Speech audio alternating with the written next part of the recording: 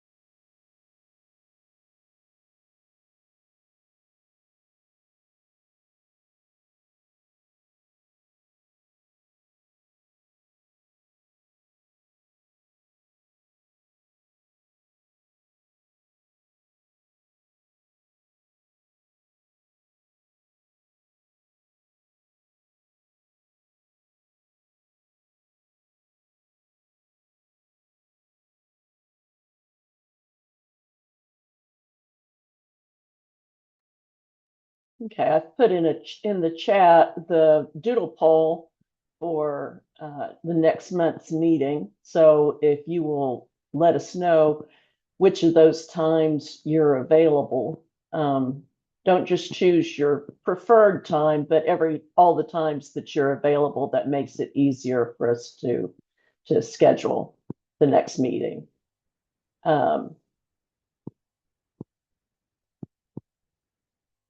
Just waiting to see if Dr. Bart, and that this QR code takes you to the same place in case you wanted to do it on your phone.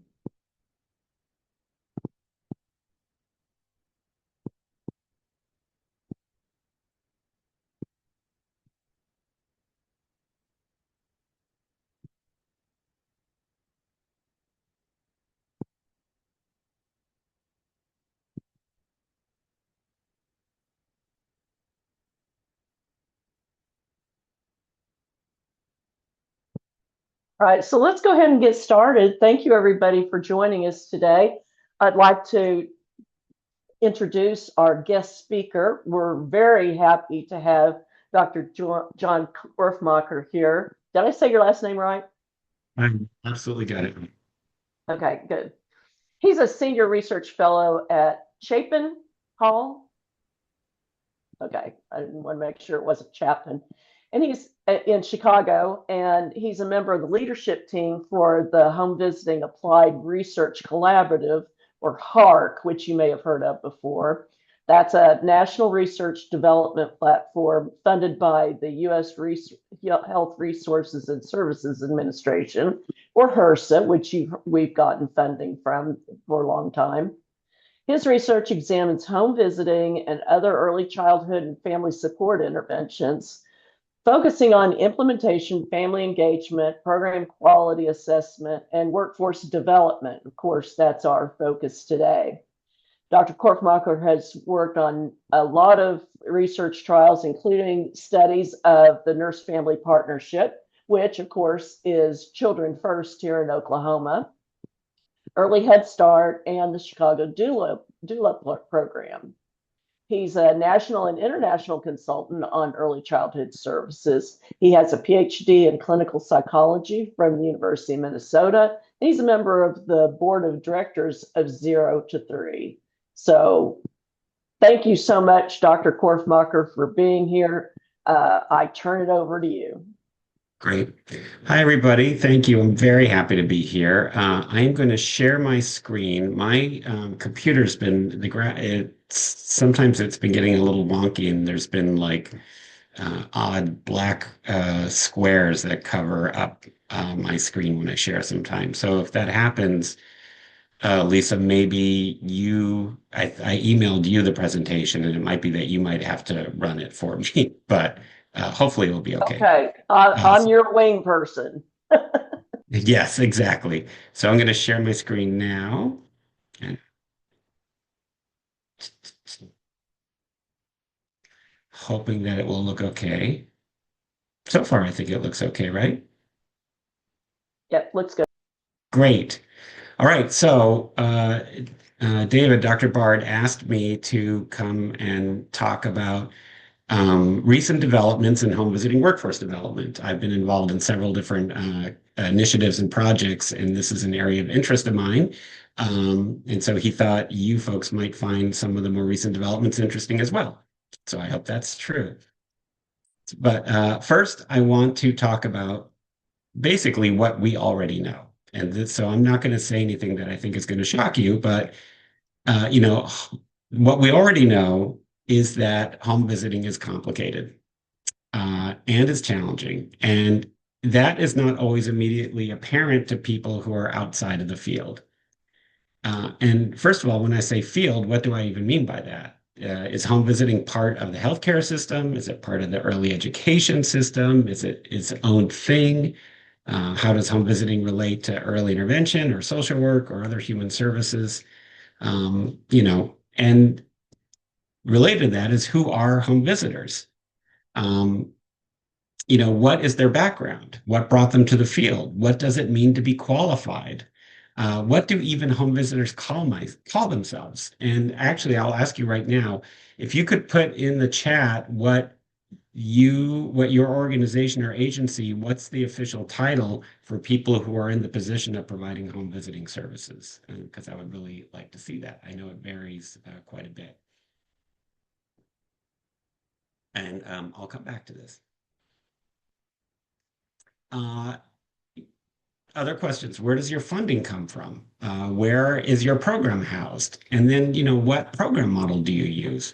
The United States is somewhat unique in that we have all of these different home visiting models where there is both a lot of commonality, but there's also some things that make each of them unique. And so all of this lends itself to the fact that home visiting is actually a very complex system. And so when we talk about workforce, that complication, that complexity is an important part of kind of understanding of where we are right now. So what did people put in the chat here? Parent educators, family support workers, nurse home visitors, lots of parent educators, case managers, public health nurse.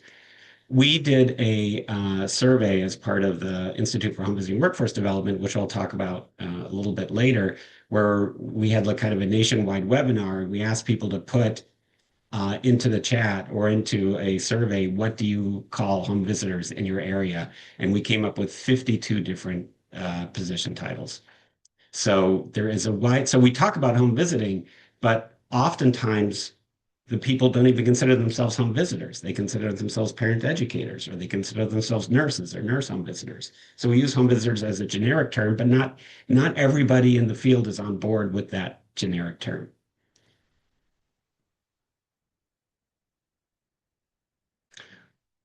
One thing that the big home visiting models all have in common is you could say mission expansion, or you could actually say mission creep, where they keep adding on expectations for what home visitors need to do. So home visitors have to become a little bit of an expert on more and more things. And the good question is, how do you prepare for that? And especially as we talk later, home visitors are not being compensated at the level that experts typically are. So and this like fact that they have to be attending to so many different aspects of family life, about child development, child health and well-being, um, it leads to situations where home visitors sometimes have to deal with these conflicting imperatives, where they feel kind of stuck between two different kind of goals, and it can create a sense of moral distress and it can create a sense of burnout. And so, sometimes when I talk to home visitors, I like this quote, because I think it sums up their dilemma pretty well. Given all that we expect home visitors to do, we're also pretty good at giving them a lot of mixed messages about how they should do it. And so I'll just give you a couple of examples. So, for example, we often tell home visitors that they need to follow the program model and they need to do it with fidelity. But at the same time, we also say that home visitors need to make choices based on the individual needs of the family. We say that we want home visitors to promote the model view of positive parenting practices. But we also say we want them to make sure to respect and follow the cultural traditions of the family. And this is one of my favorites. We often tell home visitors that they need to pay attention to the mental health needs of the family because it's possible you might be the only one that they will talk to. But at the same time, they're being told you're not a mental health therapist. So, when you have those situations, it's your job to refer them out. And so I think home visitors are often kind of like put in these positions where they have to try to make decisions and they have to decide, well, what do I do in this situation? And so what brings them to the point where they're able to do that? What kind of support and training do they get for these things? So it's no wonder that home visitors might sometimes feel a wee bit stressed and maybe feel a wee bit undervalued. And as a response, I think the field has started to recognize that, and there have been a number of initiatives that are focused specifically on home visiting workforce as we try to better understand their needs and how to support them. And one of these was a deliberate effort on HRSA's part that funds MIECHV to encourage state evaluators to focus on workforce issues. And so there are these coordinated evaluation efforts across multiple states to look at workforce, which has created studies and surveys. The results are starting to slowly come out from them. But I also think like certainly some of the activities that you folks are doing as part of your Plan, Do, Study, Acts are part of that. And your explicit focus on workforce, I think, and home visitor workforce well-being, I think is really important. And it's exciting that you're doing these things. I will do a brief tour through the other initiatives, not the coordinated state evaluations, that have been supported by MIECHV and other sources. So the Supporting and Strengthening the Home Visiting Workforce Project, the Institute for the Advancement of Family Support Professionals, the newer the Institute for Home Visiting Workforce Development, lots of institutes here, and then also the research collaborative that I'm part of, HARC. And as part of my discussion of the Home Visiting Institute for Workforce Development, I will share some findings about a review that I and my team at Chapin Hall did about home visitor compensation.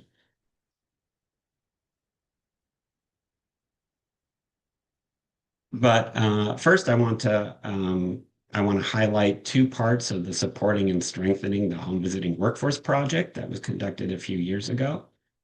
I think you're all familiar with this model, at least David, Dr. Bard told me that you were. So this is a conceptual model of home visiting professional well-being, and it articulates both the main components that define well-being and also the elements that can improve or impede well-being. So this model came out of a federal initiative called SASHV, the Supporting and Strengthening the Home Visiting Workforce Project. So the dimensions of home visitor professional well-being, job satisfaction, psychological well-being, a sense of self-efficacy and confidence, and a sense of job meaning and fulfillment. And I know a lot of your PDSAs are focused on aspects of those dimensions. And then the drivers are the things that support that. So do they have the resources and support to do their work? Is there enough flexibility and autonomy in the work that they do? What are their relationships? I think it's certainly their peer relationships, their support that they get from their supervisor. And then for what I'm really interested in, issues of compensation, validation and recognition. So how do they see themselves as an important profession or an important part of a profession? And then the negative factors are what are the job stressors and demands on them? The other big project that emerged from SAS HV before their funding went out was a carefully developed measure of reflective supervision, where they engaged working groups of both home visiting professionals in the field and researchers and content experts to develop the questions for the survey, to pilot the survey, and then they field tested this measure with hundreds of home visitors. So it is a supervisor self-report measure. So supervisors are reporting themselves on the extent to which they feel they're successful in engaging in aspects of reflective supervision. These aspects, as I said, were basically defined and developed by these working groups. And then the measure was kind of field tested with many home visitors to make sure that it had kind of coherence and validity. But it assesses very specific practices that support elements of reflective supervision. You'll get if you haven't already seen this, you'll get the link to this when I send I'll send my, or we can share the PowerPoint in these slides. The measure, though, I will say, was just recently released by the government, and it is now available for anybody to use. And so you can get the actual measure and its manual and some documentation around it from that link. So it has 5 broad subscales. Reflective supervision was defined under elements under responsiveness, under collaborative capacity building, unconditional positive regard, the ability to promote perspective taking, and being able to provide supportive feedback to the home visitors. And as I said, home visitor supervisors are rating it about themselves. They're supposed to think about a particular session they had with the home visitor, and then they're supposed to answer questions such as, I have some examples here.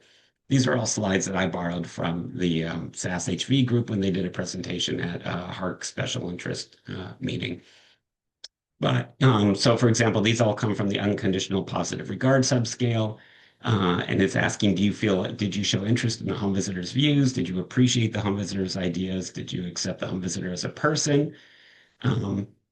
Did you feel like you were authentic in your interactions with the home visitor? Did you feel comfortable discussing sensitive topics? And so the supervisors rate themselves on how much they were able to do that. There was a lot of discussion in the work groups. I was part of one of the work groups about should this be the supervisor who rates, or should it be the home visitor that rates? And ultimately, they decided that they wanted to start with developing. They wanted it to be almost kind of a reflective tool for supervisors to be able to use to think about how they're doing their work.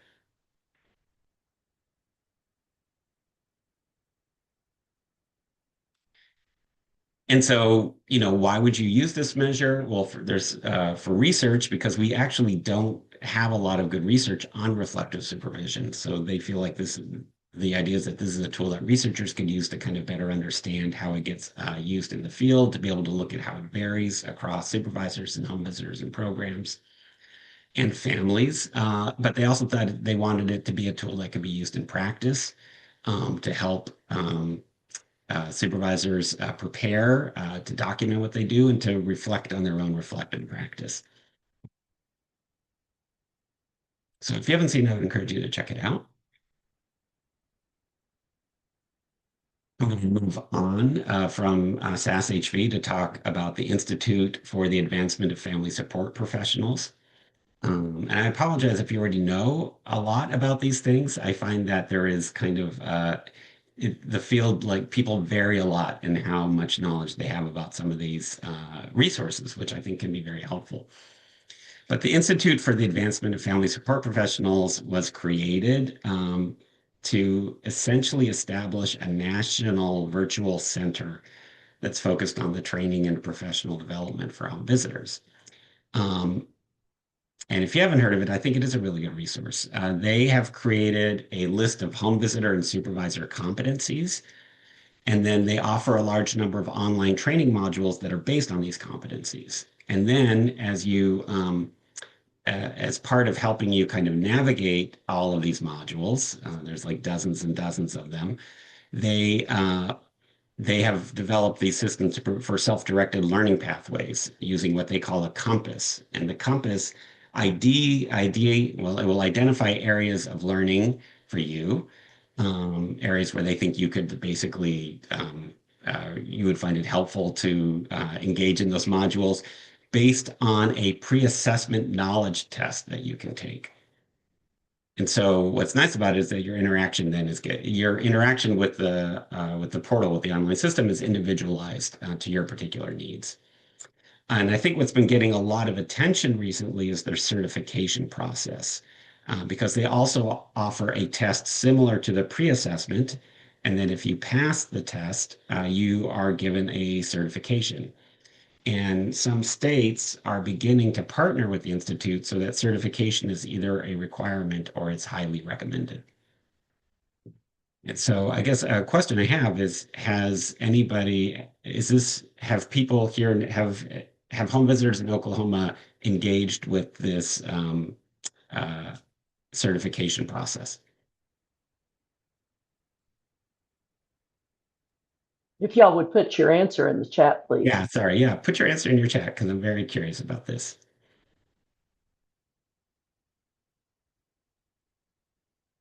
And this is not, and so I talk about this certification because it's one of a number of different initiatives or kind of opportunities that home visitors have to engage in some kind of way of demonstrating their bona fides, whether it's through certification, endorsement, or credential, which are all terms that are similar to each other. They have like subtle differences, but for the purposes of this discussion, they kind of operate in the same way. Um, but given that there's not an established home visitor license or a standard career track, many people have pointed out that to support the profession, we need to have some kind of standard way that home visitors can show their qualifications, um, and that this could be very helpful. So the Institute is trying to be that standard. That's really their goal. They want their certification to be the standard. And they're, as I said, like a lot of states are actually forming contracts with them. And some home visitors are being either required or strongly encouraged to get the certification if they want to be able to work at home visiting programs that are part of these state networks. And so here I'm just looking at the notes. Oh, lots of no's. Well, there you go. Um, Oh, and then just one note that you do use it for training. So even if you don't do the certification, I think it's a very valuable training service. I find the modules really interesting. They're in the process of updating some of them, with any of these systems. Their systems are only good as long as they keep the information updated. And I think they're like they're undergoing an effort to really make sure that everything's updated. Um,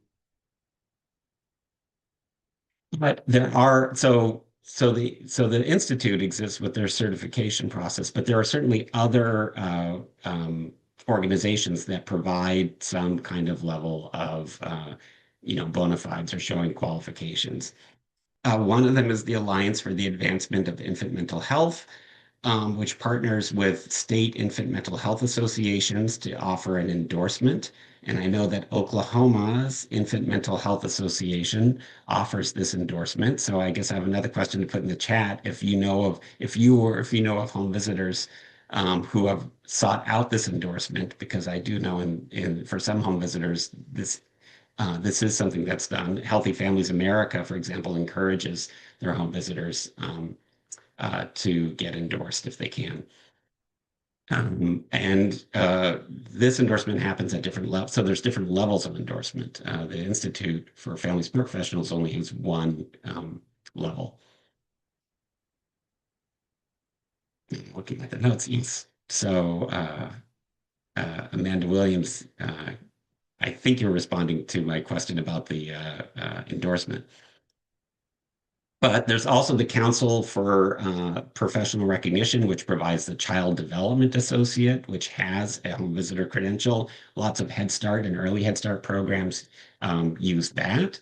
And there's also the Family Development Credential, which is also something that's been in existence for a long time, but I don't think a lot of home visiting programs use it. But some states which have developed their own family support kind of credential for their state registry processes will borrow from the FDC. So these all exist, and we're kind of like at a point where we're trying to figure out, well, what do we want to try to come up with a single one? Are we going to allow states to make their own decisions about it? What is it going to look like? And so there's a lot of kind of questions around it, but we don't really have a clear answer about that. And so these are a lot of the questions that people have about like certification, credentials, and endorsements. So, like I said, we don't trying to get a sense of which ones are currently in use in the home visiting world is a little bit tricky because of the diversity. But there's also lots of questions about how do systems support its use? Do you make it kind of incentive or do you make it a mandate? Do you offer, for example, like bonuses? Can you offer like increases in salary or compensation if people get endorsed? Do you make it a requirement that they can't get a job unless they have the certification? We don't know a lot about what home visitors want out of it. And so, to what extent is this something that's valued by home visitors to be able to demonstrate their qualifications? Would it be something that becomes then portable if you go from one state to the next, or even from one system to another system? Could the certification or endorsement actually mean something? Um, not I was on a working group in Illinois where we talked about it, and one of the supervisors said, I don't know why my home visitors would want to do it unless there was some very specific kind of benefit for them. Because the idea of having to create a portfolio or take a test or fill out all this paperwork, they're like, we're already drowning in paperwork. So why would the people I supervise want to actually do all of that extra stuff? Are there educational requirements? Do you have to have kind of a minimum college or some kind of background, or can you create a credentialing process that doesn't necessarily rely on that? That's the big question in the field. Do you have are the needs different for new home visitors starting out versus established home visitors? um, how how are the costs going to be dealt with? Like, is it something, are you going to ask individuals to pay the cost for their own credentialing? Is it something that the agency will support for them to do? Is the government going to put money into doing it? So at different levels, these things cost money. And so how is that done? And then what are the outcomes? Like, what does credentialing give us? Are we actually seeing that? Does it improve basically the quality of service delivery? Does it improve the kind of self-efficacy and the emotional well-being of home visitors? Do they feel, does it give them a greater sense of professionalization? We don't really know the answers to these because it hasn't been looked at very well.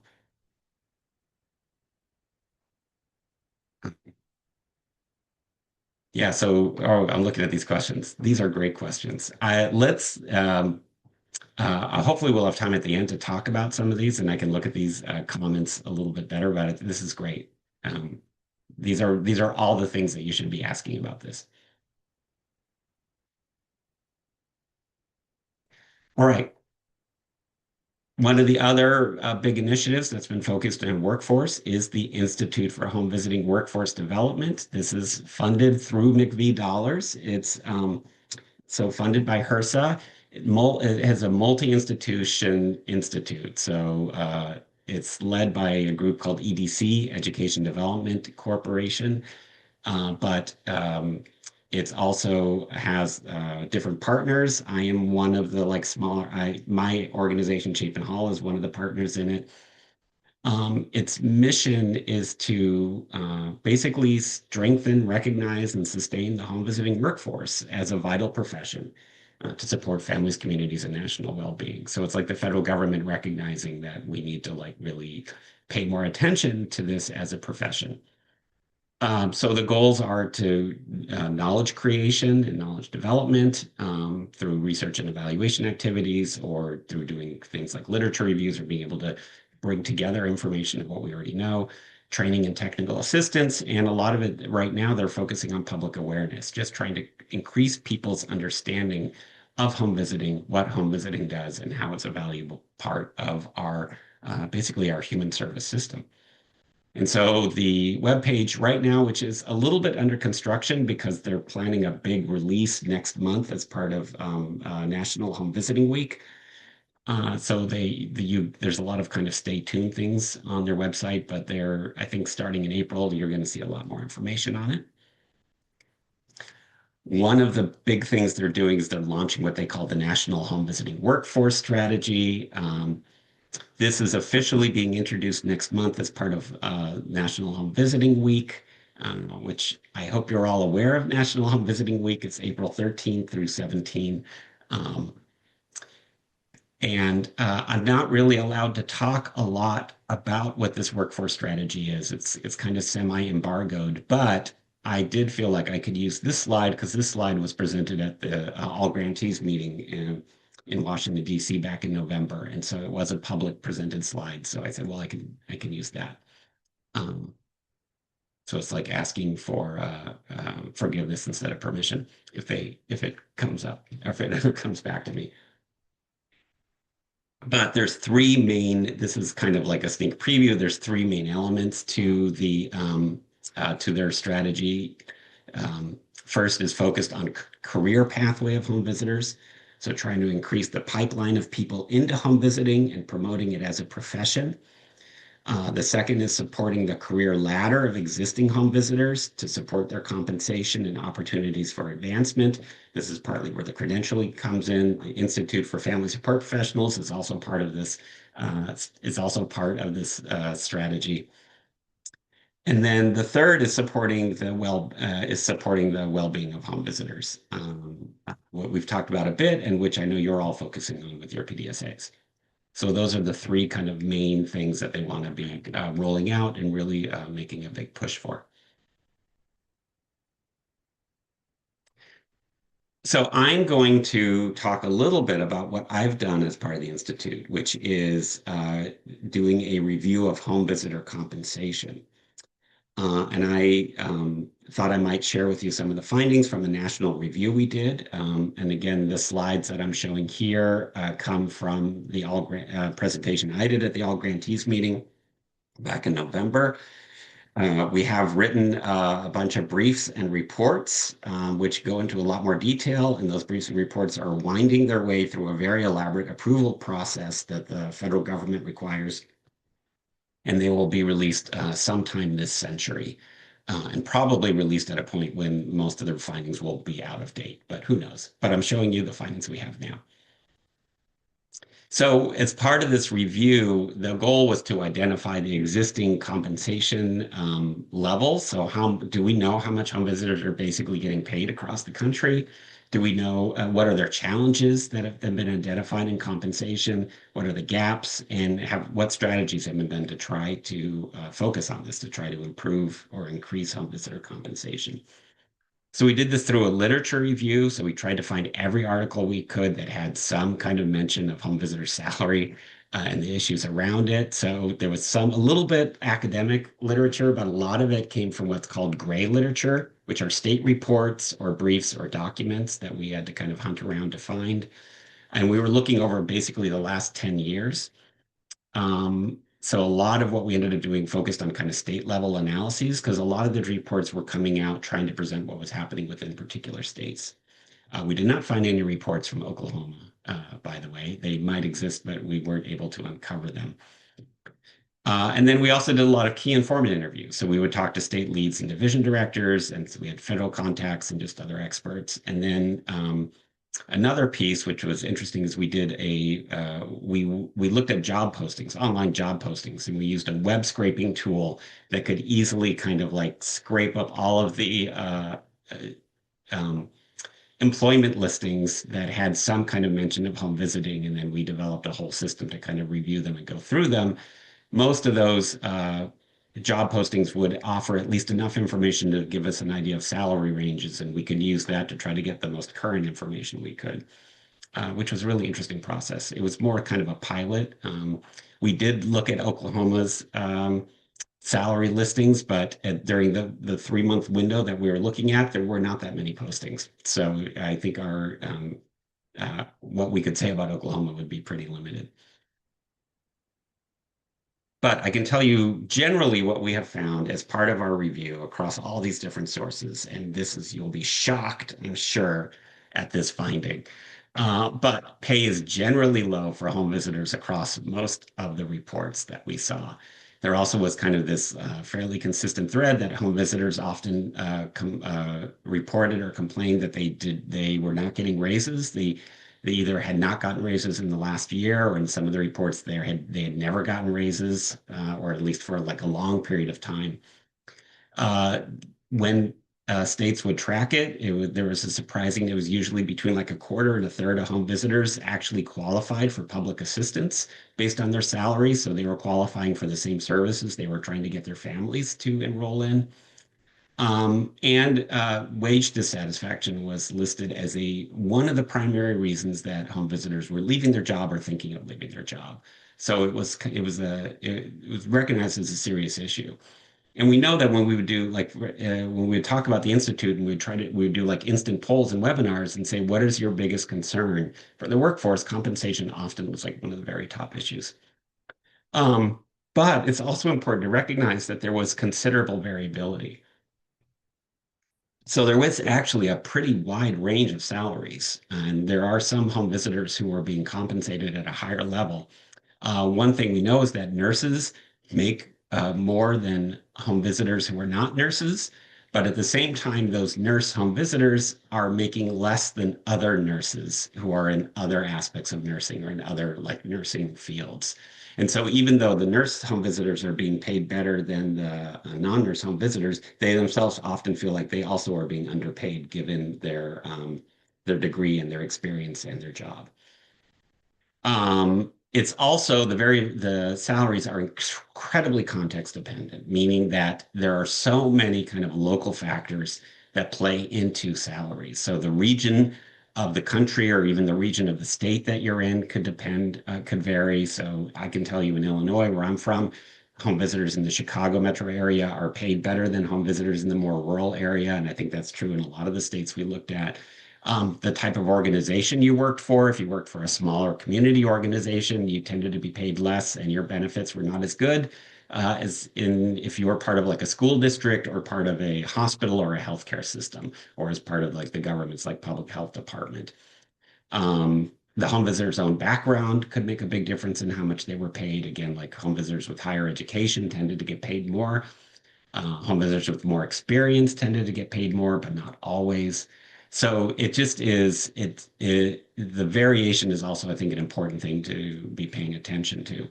And we also, to the extent we could, looked at benefits. Um, Generally, benefits were so thinking about like insurance, time off, sick leave, retirement packages, all of that kind of like benefits that have some kind of almost like kind of compensatory or monetary value could apply to them. Those tended to be pretty widely available, especially for full-time home visitors, but their availability wasn't the same thing as use. And we don't know as much about how much home visitors, even if they're being offered benefits, how much they can use them. So, for example, if they're offered health insurance, but the premiums are really high, they might not be able to do that. It's also possible that home visitors might, and there's so little statistics on this, but if home visitors are living in a household where there's another person who's also making salary and is full-time employed, are you relying on their benefits? Do they have better benefits packages than what they're being offered? So it's a little complex, but when they do surveys, they do tend to see, like the surveys we saw, that benefits tend to be rated higher than their salaries, the amount of money they make. That the benefits and almost can act as like a compensatory element that you might be willing to put up with a little less salary if you can get like decent health insurance, for example, and that might be important enough for you to keep that job even if you don't like the salary. I want to give you an example of the variation in salaries. This is a simple thing, and this is something that I think the field needs to kind of really think through and try to figure out. And I know, like you as a state as Oklahoma have this. This is something that a lot of states have, where you have home visitors who are nurses and you have home visitors who are not nurses. And when you look at the difference, there are differences in salary. So these are the different state reports that we saw over the 10-year period we were looking at. And these were either the average salaries of reported salaries of non-nurse home visitors. And then when you compare them in the same basically states to what the nurse home visitors were getting, you could see that nurses get more. And given that they are often they're licensed, they often have higher degrees. It makes sense. They're part of like the healthcare system, which tends to be more well supported. But it is a difference, and I think it's sometimes we have to when we're thinking about strategies to support visitors, we want to think about what it is we. There's a question about, do we put everybody together, or do we have to kind of are there times when we have to kind of tease these out? And so it's important to think about that. And so at LA County, it's especially striking. Um, and LA County is kind of a unique situation, but you can see there are some wide differences. The other thing is that generally the salary compared to living wages across states. So there are like calculators, like the MIT calculator, where you can figure out, well, how much does a family of this amount, or how much does a person need to actually what they call a living wage to be able to support themselves and to be able to thrive. And on average, home visitor salaries are not quite meeting that. And that's true for a lot of early childhood professionals. It's true of a lot of people in human services, but it's certainly true of home visiting. And if you do want to put it in context, home visitors generally make more than childcare providers and people in the early childhood education system, but they don't make as much as child welfare caseworkers, and they don't make as much as community health workers, who often do a very similar job to home visitors, but they have kind of a wider lifespan, or they deal with kind of a wider range of uh, families across the lifespan. Just looking at the time. Um, I want to talk a little bit about what we identified as different compensation strategies. So, what have states tried to do to address the issue of this kind of widely held, or demonstrated perception of low salaries and dissatisfaction with compensation? So there have been a number of different things they've done. One is to develop salary floors. So a number of states have either attempted or have succeeded at this. So where you create kind of a minimum salary level for home visitors that would be applied across all programs across the state. So Iowa recommended, for example, an $18 an hour minimum. This was quite a while ago. I think it's gone up since then. Children's Trust in Massachusetts was also trying to do it. Illinois set at least for the programs that are being funded by the state, the division of the state that did MIECHV. They created kind of salary floors for all their home visitors, and so basically organizations, when they submitted their grants proposals, they had to document that they were offering at least this amount in all their slotted positions. Um, the challenge is that these salary floors are often recommended, but not always required, or they might only be required for particular funding streams, which can create tensions within a state if one of the public funding streams has introduced a salary floor, but another has not.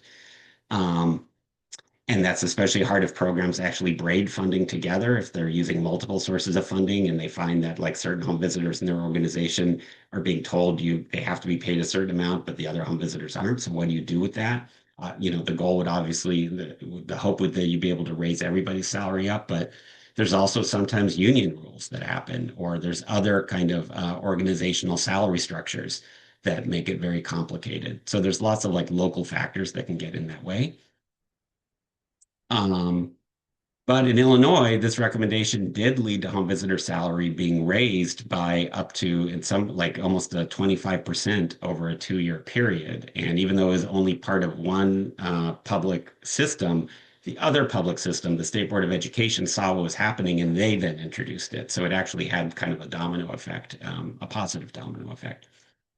Some states have addressed salary concerns by providing increased funding per slot to programs that can be used for salary rather than just funding to increase the number of slots. So, like in Oregon, when the state government wanted to increase the amount of money that was being given to home visiting, but they initially wanted to do it to expand the number of children who could be served, the program leaders came together and said, can we use it instead, keep the same number of children being served, but can we reinvest in the workforce? They called it workforce stabilization dollars. And the legislature approved of that, so they were able to provide increased salary for home visitors. Um,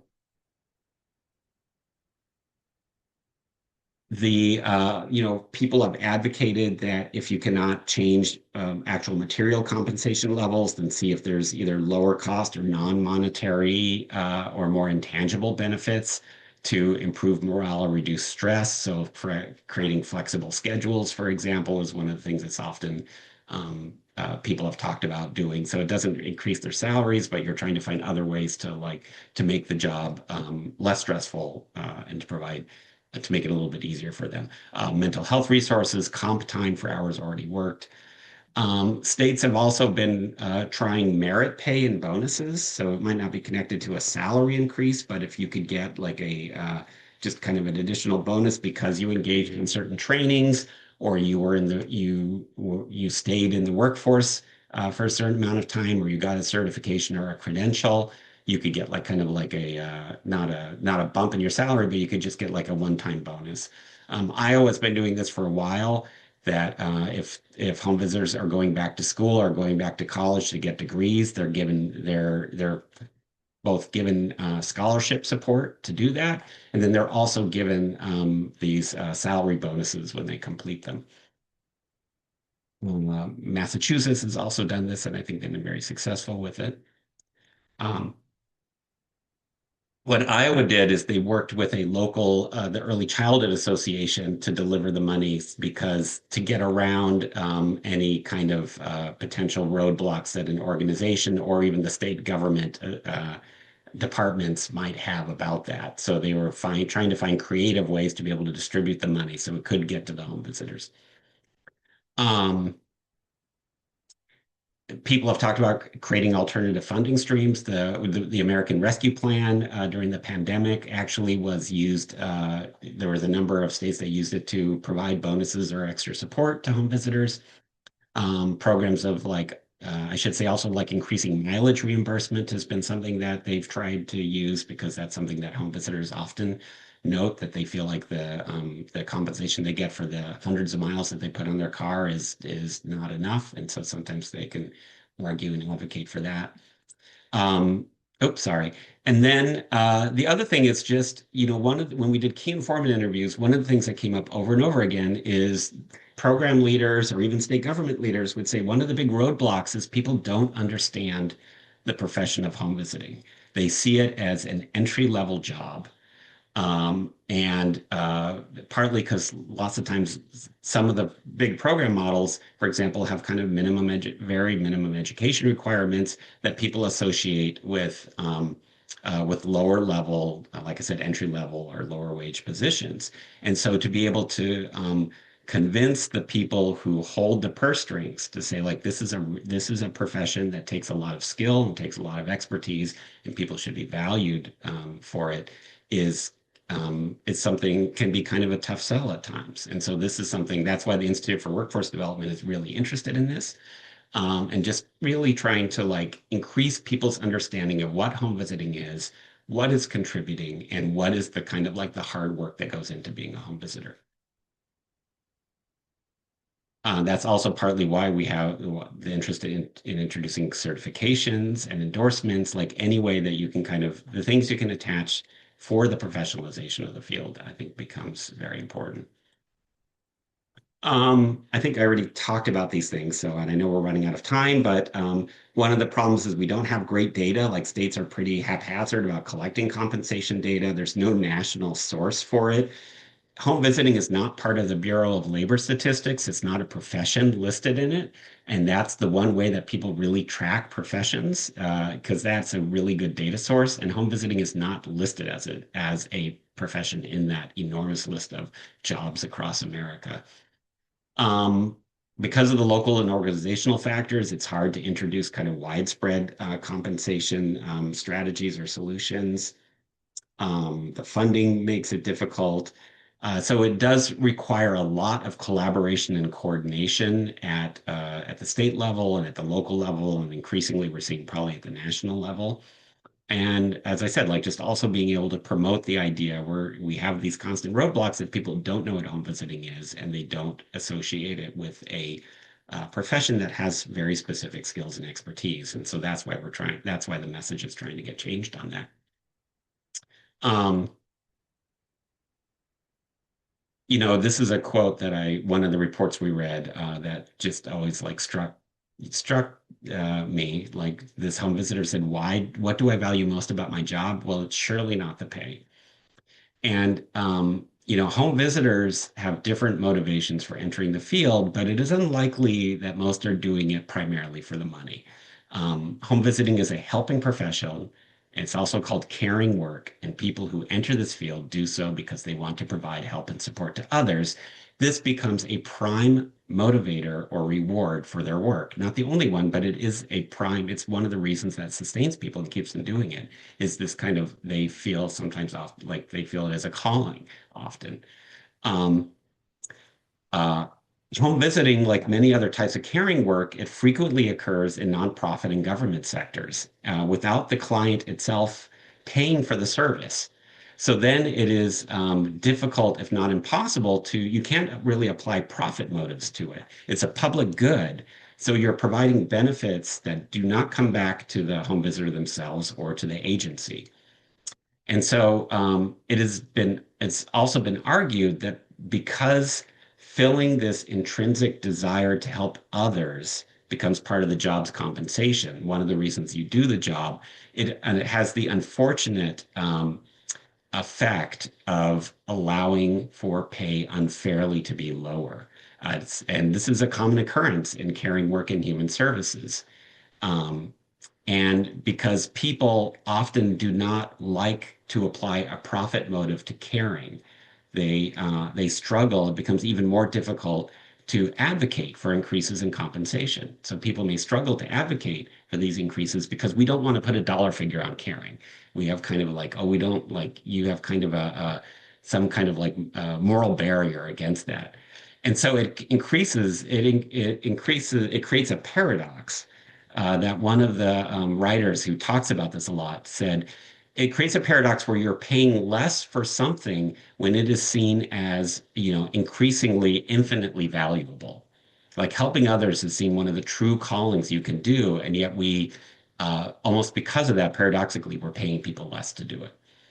And so recognizing the challenges in home visitor compensation, I think is a really important step to developing support to those who provide this caring work to families in their profession.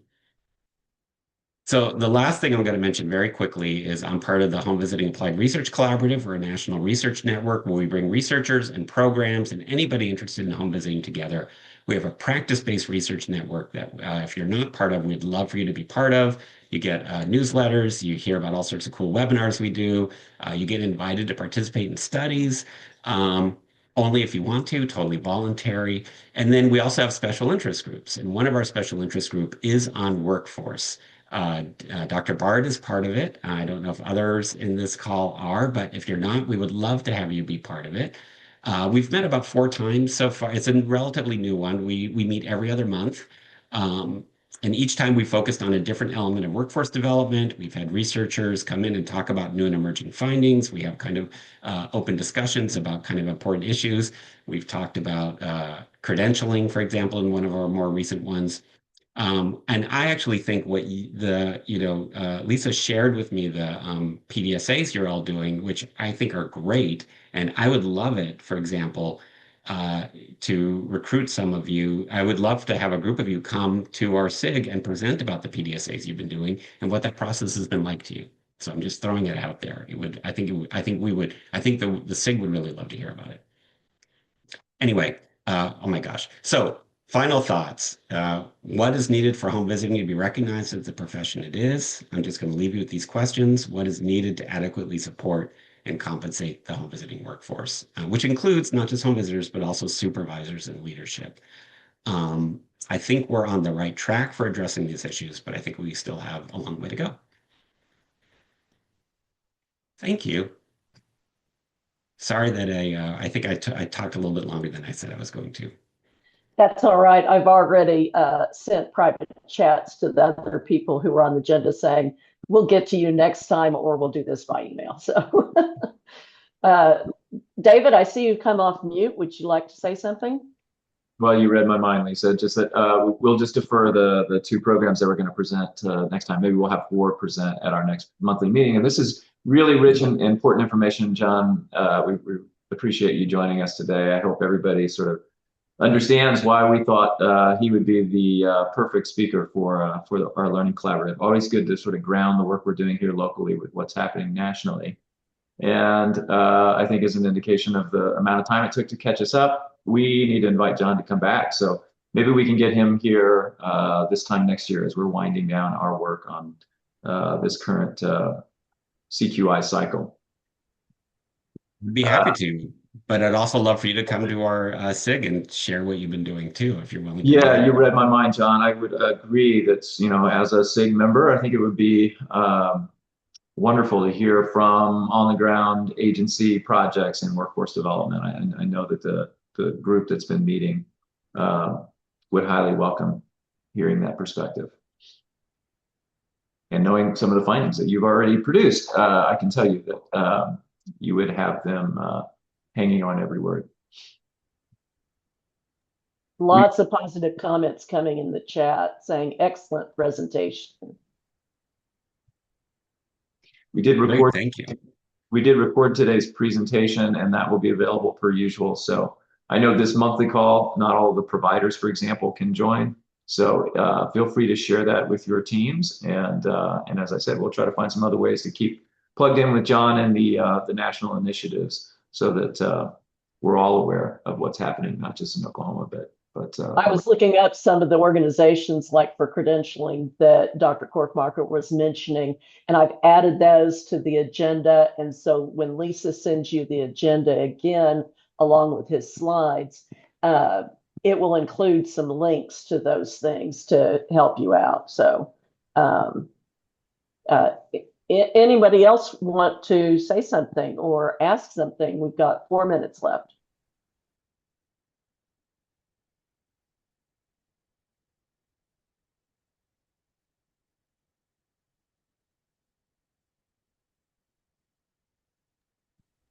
we did have a very active chat window, John. I don't know if you had a chance. Yeah, we really did. I think I also just wore you all down, so sorry. I don't think so. If we have a few minutes.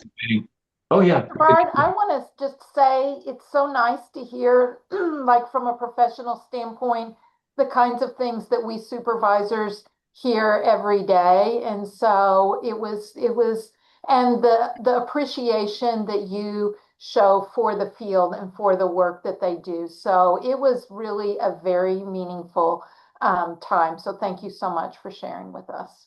Thank you so much. I like to hear that. I always say that this shows how old I am, but the TV show MacGyver, where he was like the super spy who always like at the end he had like a paper clip and a little piece of aluminum foil and he could like figure out a way to like save the busload of orphans. I always feel like home visitors are like MacGyver. They're like trying to do so much with so little, and they always figure out ways to do it. But it's just like, you know, it's amazing that they can do that, but we also need to recognize that, we need to be able to value that, show their value much more in what they can do. This is Yolanda with parents as teachers at Oklahoma City Public Schools. But one of the things I love this slide is that the representation, of the opposed, because sometimes, we have a lot of policies, but when you are in the field and you find all these things, how to apply, not to break any rules, follow policies, but also we meet the families wherever they are. So it was, I'm a very visual person, so that helped me a lot. Thank you. Yeah, that was those were terrific slides. Very, very important. And I think I would say everyone would agree your talk really rang true to people and it was affirming of their lived experience, which can involve frustration when pay is low. So, and that's something that permeates Oklahoma state positions, really. Yeah. Anything else, David, you'd like to say as we wind up? Can we squeeze in a quick plug for the qualitative work I know Tabitha's on? Yes, thanks, David. Just briefly, at long last, we do have approval from the Department of Health IRB to move forward. We're just waiting on acknowledgement from the OU IRB that they agreed to this. And so you all will be getting an email about that recruitment for home visitors to participate in the Photo Voice project imminently. I'm very hopeful, if not today, then very early next week. All right. Thank you, Tabitha. And thank you, Dr. Korfmacher. This was, don't worry about it running long. it was gold. We really appreciate your time. And thank you, everybody, for your time. Have a good afternoon. Thank you.